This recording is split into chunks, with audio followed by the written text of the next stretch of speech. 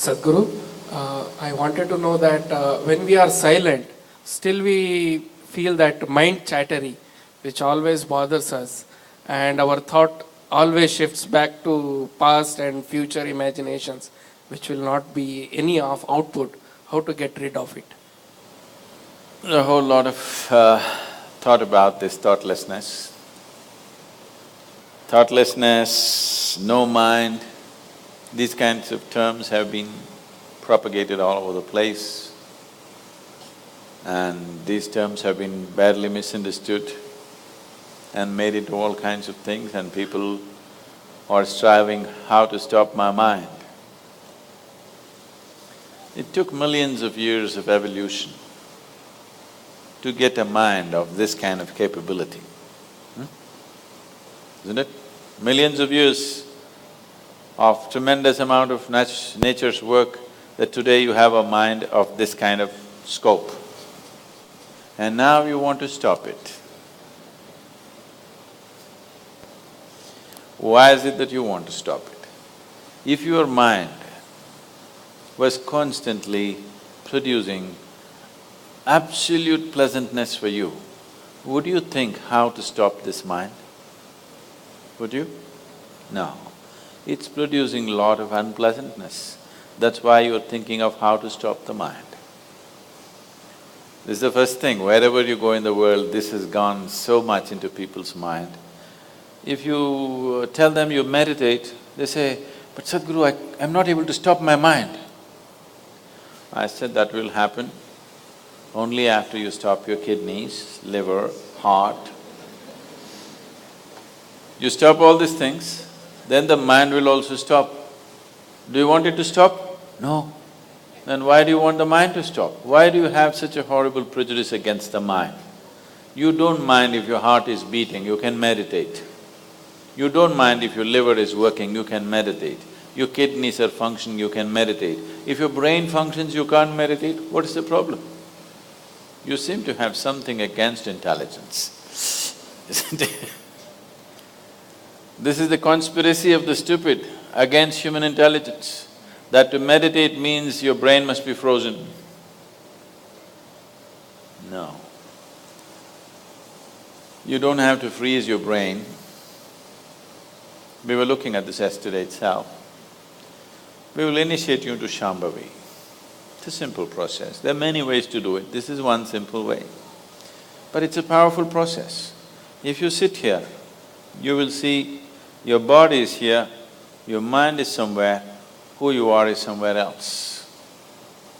Once there is a space between you and the mind, then what the mind is not doing, what the mind is doing is not even an issue. It is like you're stuck in the traffic jam. You're struggling through the traffic. That's one experience. Suppose you're either standing on Chamundi Hill or you're floating in a hot air balloon and look down at all the traffic. Very peacefully, traffic. Why? There's a distance, isn't it? When you're in it, traffic is a different experience. From really high up there, sitting in a hot air balloon, you look down, you can't even hear the sounds. Looks wonderful, traffic, isn't it? Yes or no? Yes. Because there's a distance. So once there's a distance between you and your mind's activity, mind is not a problem. Mind is a miracle, it is not a problem. And anyway, if thoughts are going continuously, if you're having a mental diarrhea, obviously you ate some bad food, isn't it? Yes. If you're having a physical diarrhea, you ate some bad food, isn't it?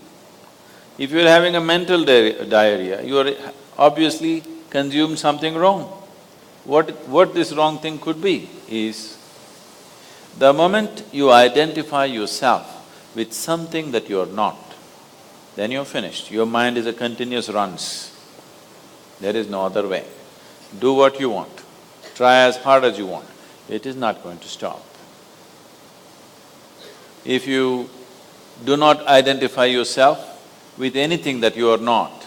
You know how to be with everything, you know how to use everything, but you're not identified with it, then you will see if you sit here, simply mind will be like this. If you want to use it, you can use it, otherwise it'll be like this. Right now your hands are like this, or you're holding it tied up because it'll go all over, is it? No. You can keep it like this. You can keep it like this, you can keep it like this. When you want to use it, you can use it. So it's a useful instrument. Suppose your hands become like this. You know, some people have become like this. Yes or no? If it becomes like this, you will become ridiculous, isn't it? If it happens to your mind, also you're equally ridiculous. It is just that you are living in the comfort that nobody else can see it. But people can see it. They watch you closely enough, they can see it, isn't it? And whether they can see it or not, that's not the point. The point is, the most important faculty of your life is out of control. Doesn't matter whether they can see it or not, that's not the issue. The issue is, the most important faculty in your life is out of control, doing its own rubbish all the time, not doing what you want it to do. So, if you have to be freed from this ailment, you should stop eating bad food. Wrong food or bad food means you're identifying yourself with things that you're not. If you sit here, if you're not identified with this and with this, then you will see everything is just fine. Then your mind will do what you want it to do. Otherwise, it will simply hang there, and that's how it should be. Mind should not be telling its own stories all the time. It should tell the story that you want it to tell, isn't it? Otherwise, it's quite a nuisance.